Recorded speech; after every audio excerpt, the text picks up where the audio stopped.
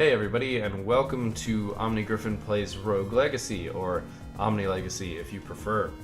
If you remember, last run was pretty good. We were playing as a Lich King, and we managed to end up in a really weird situation with the Conflux Orbs and our Crow Storm, where it was switching back and forth and doing God knows what. And we managed to defeat Alexander, the second boss in the forest, and we are now turning our eyes towards the Maya. That said, I am still going to clear the normal castle and the forest, like usual, just because, honestly, it's something that we will need that gold to upgrade ourselves pretty heavily. As you noticed, we were pretty darn outclassed by the Maya there. It took way more hits to kill stuff, not to mention the fact that it did, in fact, kill us. So, if you don't remember, we are now playing as Lady Winry, a level 63 assassin.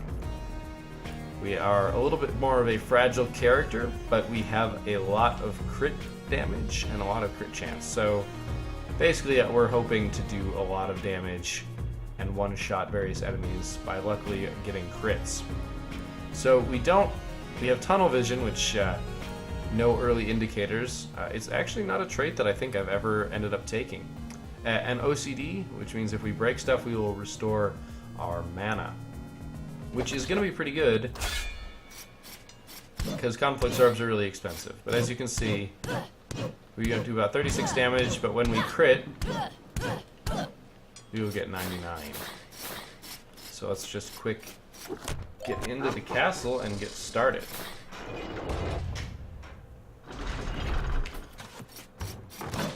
Basically, we're doing kind of a gold run here more than anything else. I'm not all that thrilled with this character, because, as I was mentioning at the end of last episode, we aren't speccing into crit about at all. We end up in the awkward situation. The game definitely slowed down there for some reason. We end up in the awkward situation of the whole shtick of the assassin, which is critting and doing tons of damage, pretty much doesn't help us, because our chances of critting aren't any better than normal, or at least they're barely better than normal. We've got a chest here that looks like it has blueprints, and in fact it has just a straight stat up. That is awesome, actually, and that Doomva stood no chance. Stat ups are pretty much awesome.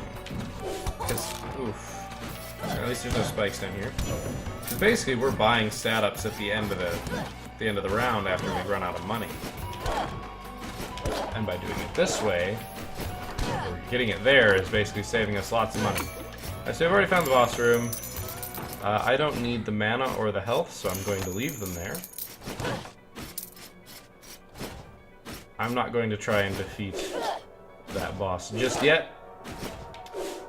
So this is the second episode back after a decently long hiatus, and I am definitely feeling rusty. As I said last episode, I was genuinely surprised. Oh my. I was genuinely surprised when we managed to beat the boss. Use my mana, I don't want to die. Genuinely surprised to beat the boss because I definitely was not playing all that optimally, definitely made some mistakes, but the character choice definitely paid off. Not to mention that whatever was going on with that Crow Storm shenanigans, as I said, not really sure. Haste rune, I believe that just makes us run faster. But yeah, whatever weirdness was going on, as you saw how crows just ate everything in that battle. And I will admit that part of that was because... Part of it was because we've spent so much time trying to beat that boss that we've slowly gotten ridiculously stronger. Don't know why I did that. It's so reflex to break those statues looking for money. That is a fake painting. Really? It's not? I thought I saw it wiggle. You will now see that even though we haven't changed any of our gold runes, we are picking up 16 gold. That is pretty much just straight from that last upgrade we got. Well, I guess it was the first upgrade that I bought at the end of last round. giving us another 10% gold bonus. It's the last time we can buy it. There are no more levels to get, but hopefully it will pay for itself relatively quickly. Think about it, it cost us, I want to say 10,000 gold, which means that once we collect 100,000 gold, which will in fact be 110,000, it will have paid for itself. So it takes a while, but the bigger benefit, and it's the one that doesn't really become apparent in that whole cost comparison that I just said, is getting it all at once. If you get 100,000 gold, awesome. Like, the chances of getting it in one run are pretty slim. I believe I have done it, but it takes a lot of time and pretty much a godly run. You have to at least get one boss in there if you really want to reach it. That said, the problem with the difficulty of Rogue Legacy is that you have to get rid of all your gold, well, most of your gold, before you go back in. So collecting 100,000 over 100,000 runs is 100% useless to you, but collecting 100,000 in 1 run, 2 runs, 4 runs, something like that, significantly better, and collecting more gold per coin makes it easier. Now I'm going to shut up and read this. Journal entry number 11. This forest is unlike anything I've ever seen before. It is both serene and terrifying. I stand on lush grass, but beside me yawns an open chasm so wide and deep, it threatens to swallow me whole. I still have not heard a response from the rock I tossed in earlier. A single misstep, and my descent would be eternal. It is a truly horrifying thought. An eternity of darkness is more frightening than any beast I have fought thus far. If I fell, what would kill me first? The hunger, or myself? On a side note, I am now using the Forest Fisher as my own personal lavatory. I'm wondering... I wonder if I am pooping into another dimension. Yes, a little bit of seriousness mixed with just a little bit of poop joke. But it's actually kind of cool that we are actually ahead of the journals. Now, we haven't been finding journals actually all that often. Not sure why, because I've been reading them every time we've gotten them. But in our getting stuck in the forest, we haven't been finding any. Which means that we are now ahead of where the journals are supposed to be warning us of various things. That said, there's not much that it can really warn about. Because I already know everything. Well, remember some of it. At one point knew all of it. I think I still remember a good chunk of it, though. I didn't eat that meat right away, just in case we took damage for the rest of that room somehow. You'll notice when we crit, we do one-shot stuff. And even sometimes when we don't crit, we one-shot stuff. So that just goes to show how much we would be one-shotting stuff if we didn't not crit. Once again, don't know why I did that. There's the Maya. We are already at 2,500 gold, which is pretty good. And it looks like we still got a decent bit of casting. See, now, you totally wiggled there. And yeah, I got close enough that I thought it would set itself off, but I guess not. Not too much in this room. I expected to one-shot that, so that damage is entirely my fault. Because I have OCD, I really should be using my spells more, but I am forgetting because I'm silly. Alright, we're not going to go to the Maya just yet, so back down, see if we can find the forest. Might as well check over here, since it's right there. It's just a lot of barrels. But we're back to full health and full mana, which is pretty nice. Except then I botched it. I'm going to go this way because this is almost indubitably not the right way to the forest, and I would like to reduce the amount of backtracking that I need to do. And since I am not tiny, I cannot get into there. You're fake. I feel like these normally get set off when you're a lot further away from them than they are. Like, I feel like I'm closer to them. I'm close enough that I should set them off. But then they just wiggle. Another journal entry. Maybe we will catch back up. Journal entry number 12. I have found a solution to my hunger problem. The forest holds an endless bounty of delicious mushrooms, and within these mushrooms lie chicken legs. Wow. Anyway. And within these mushrooms lie chicken legs. Also gold coins and vials of sparkling water. I broke open a tree trunk earlier, and a bag of money fell out. Sometimes I feel like I have gone insane. Plus, what is up with the moon? It's huge. I cannot tell you, because I don't remember the moon. Another one of those rooms that I feel like has more to it, but I just don't know the secret. We have explored everything, save for the other side of this room, which I presume will be, if not right away, the jungle or the forest. That was some pretty ninja stuff going on right there.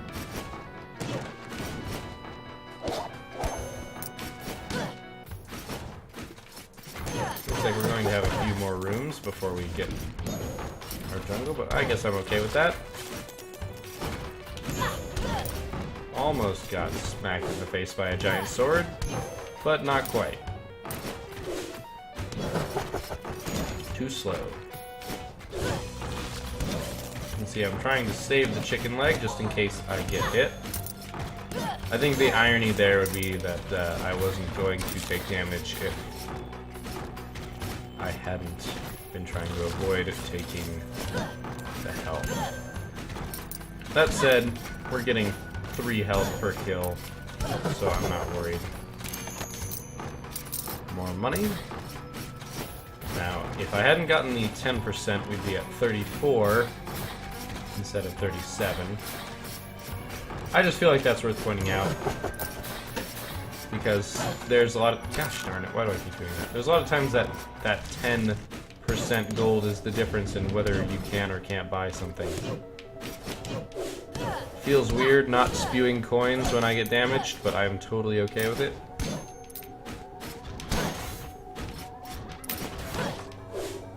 Trying to just stay on those spikes for as short amount of time as possible.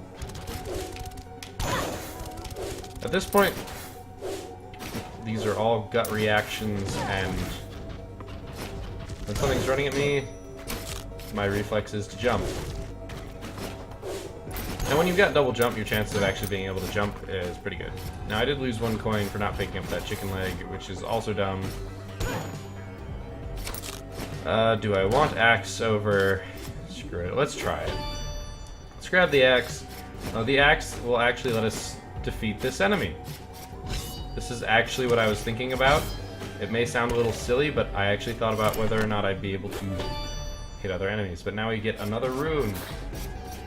Because complex orbs do not have the ability to pass through anything. They don't actually give any special benefit like that. They're good for taking care of enemies, you know, large enemies, like fighting a boss. But the axe has, I think, a little bit more utility. Also, I'm pretty sure it's decently cheaper. Alright, so we're going to do the thing that you do as an assassin and turn into a mist using Y to get over there. As you notice, Nope, objective failed. So that drains your mana like nuts, and I missed the fact that I was getting myself caught. So makes it really easy to kill them when they do that.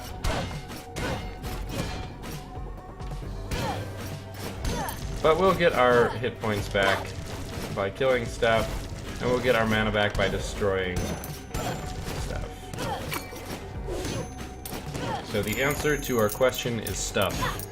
How do we get into a good position? By stuff. I'm not going to go down just yet. There's a door into the room that's lower, which implies that I should be able to gain entry somewhere else. And that's what I would like to do. Also, yes, the moon is pretty big. Now that I actually have a chance to think about it and look at it. I really hate when they break their pattern and just run within a short distance. Because I expect them to, like, fully run at me. Just enough time to stop there and open the chest. And yes, the ground was spikes. That tends to be the case. Something you should always think about. If you don't know where you're jumping to, what would happen if there were spikes on the bottom?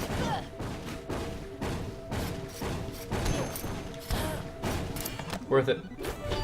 With a blueprint, the Sage Sword, I really should upgrade my items here pretty soon.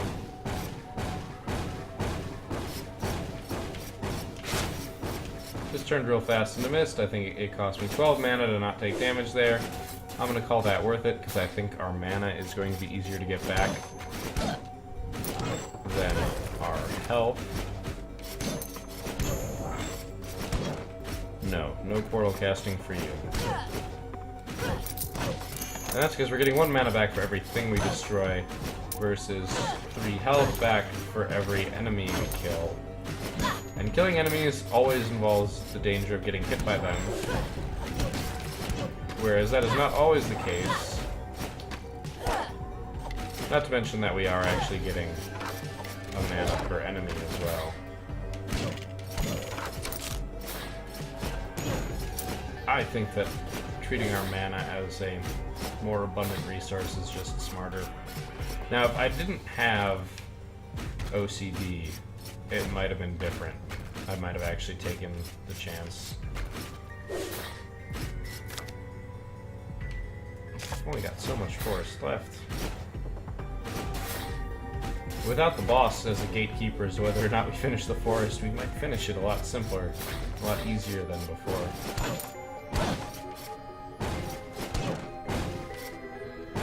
And there's stuff everywhere. Alright, well, we found the boss room. Now, obviously, we have already fought the boss, so the door is closed. And eventually we will get the oval. Take no damage. Wow.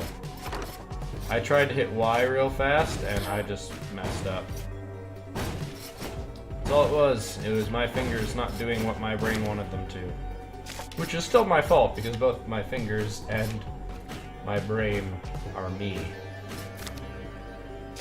So, unfortunate, but I suppose inevitable.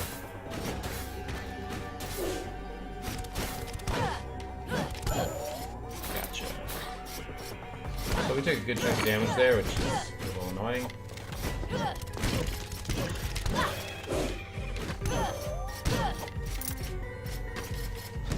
Trying to kill him when his... Unfortunately that time, even though it was in the wall, it kind of glitched its way out of the wall, but then destroyed itself, which is...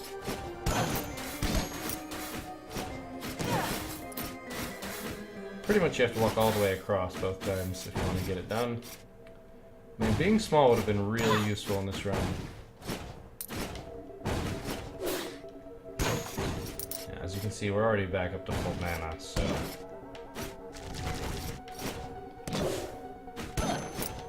See what's in this chest. We don't quite have to worry about mimics just yet.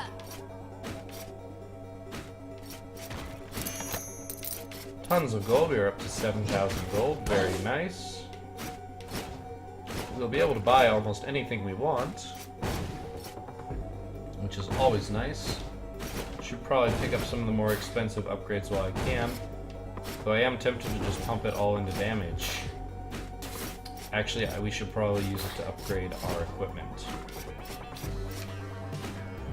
If you have more of a library of equipment, and this is something that I am very guilty of not doing, but if you've got a larger equipment library, if you've got a lot of them unlocked, you can re-equip as necessary for your current class. Spec into something that'll give you better magic damage. If you've got a caster class, or maybe something that's more defensive if you're going barbarian, or maybe something squishy. I mean, basically you could be flexible, which can mean a lot. It can do a lot for you. Well, there's this, which will heal us. At least minimally. I do apologize, by the way, if I have been sounding weird. I've had a slightly stuffy nose, nothing too crazy, but enough that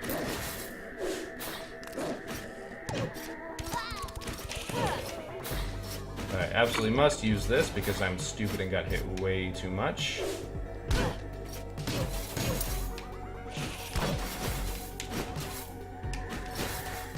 I'm trying to open that chest.